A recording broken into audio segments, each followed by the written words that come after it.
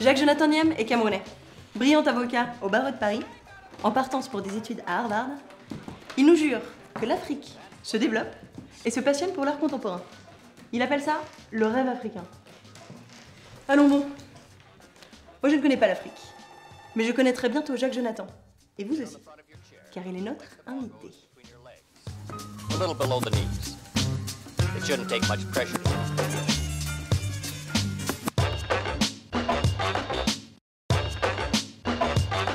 relax.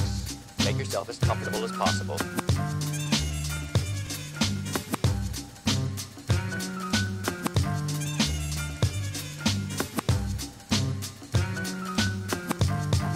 Slow down, Mr. Bongo. Jonathan, bonjour. Bonjour. Est-ce que vous pouvez me parler du rêve africain? Alors le rêve africain, c'est le rêve d'une nouvelle génération d'Africains qui vivent sur le continent ou d'Africains de la diaspora. La diaspora, ce sont des Africains qui sont partis en dehors d'Afrique. Voilà, c'est ça, exactement, parfaitement, qui vivent en Europe, aux Amériques ou en Asie. Et donc ce rêve africain, c'est le rêve en fait d'une nouvelle génération d'Africains, comme je dirais, qui ont envie de vous faire émerger un nouveau modèle de société, une nouvelle façon de vivre ensemble qui s'appuie sur des valeurs africaines.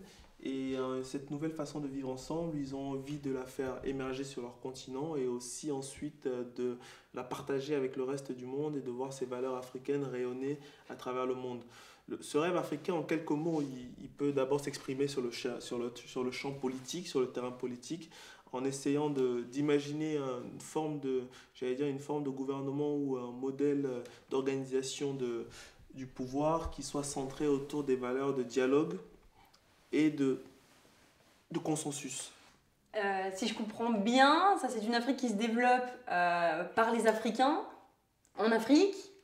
Le partenariat avec les Chinois, il est par exemple préférable au partenariat avec la France ou tous les autres pays qui sont présents avec des sociétés comme Total, comme...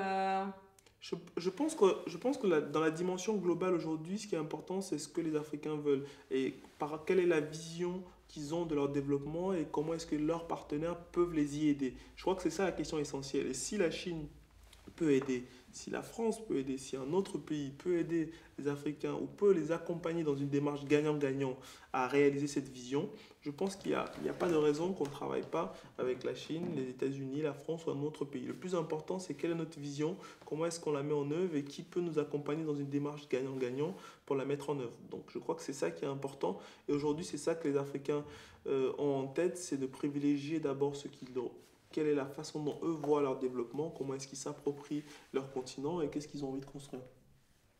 Donc il n'y a pas de partenaire idéal, rêvé pour l'Afrique, où il n'y a pas une Afrique qui se développe que par les Africains contre une Afrique qui se développe avec des investissements plus étrangers?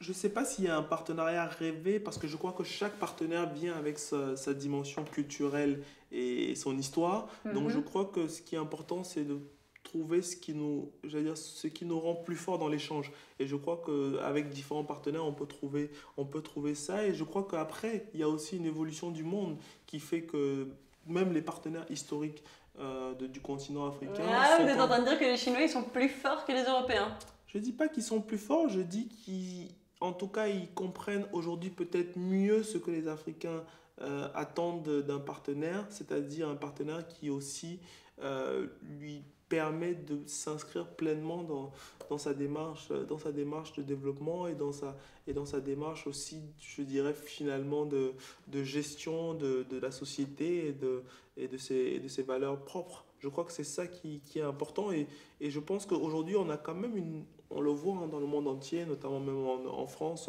on parle beaucoup de renouveau du partenariat Afrique-France, etc.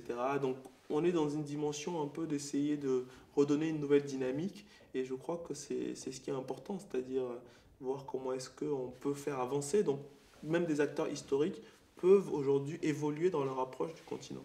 Donc si je vous comprends bien, vous rêvez d'innovation, vous rêvez des Chinois, vous rêvez des partenaires historiques.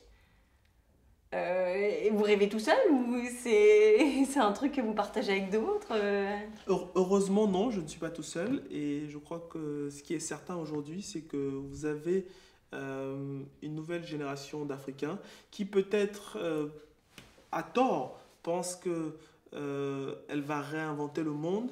Mais en tout cas, cette nouvelle génération, je pense, bénéficie d'une situation aujourd'hui mondiale qui est assez particulière, c'est-à-dire qu'on traverse une crise économique et financière sans précédent. Donc on est en train de redistribuer les cartes au niveau mondial et je pense que l'Afrique devient un peu un centre d'attention mondial. Et donc cette nouvelle génération veut profiter finalement des projecteurs qui sont placés sur le continent pour pouvoir essayer déjà de mettre en place un nouveau modèle de développement et de le partager avec le reste du monde. Donc je crois qu'il y a une génération d'Africains, enfin même pas je crois, il y a une génération d'Africains qui sont des Africains du continent, de la diaspora, des Africains qui rêvent, en tout cas qui commencent à réaliser ce rêve africain et qui sont, j'allais dire, sur le terrain et qui ont envie de faire émerger ce rêve dès que possible. Donc, vous êtes en train de me dire que la diaspora africaine, les HEC, Harvard et les avocats sont un peu les nouveaux hippies pour l'Afrique. Quelque part, oui, c'est-à-dire que ce sont les nouveaux hippies parce qu'ils ont une utopie. Ils ont une utopie qu'ils ont envie de voir émerger sur le continent. Mais au-delà de cette force qui aujourd'hui se déploie au niveau politique et au niveau économique, je veux aussi dire qu'on constate quand même au niveau culturel une émulation sans précédent.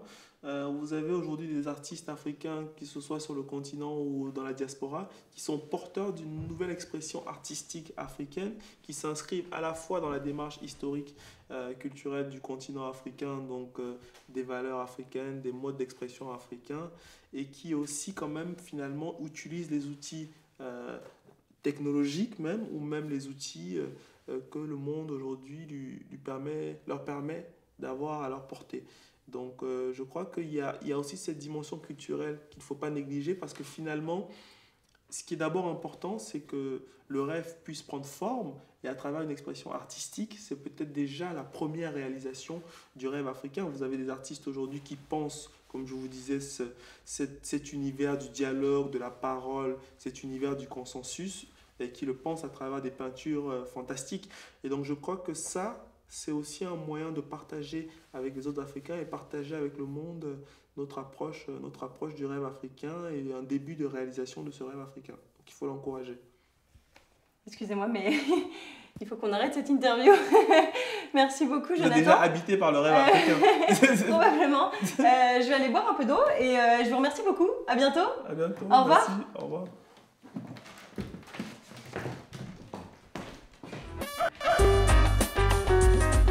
Ce programme vous a été présenté par theautomart.cc, comme les îles Coco.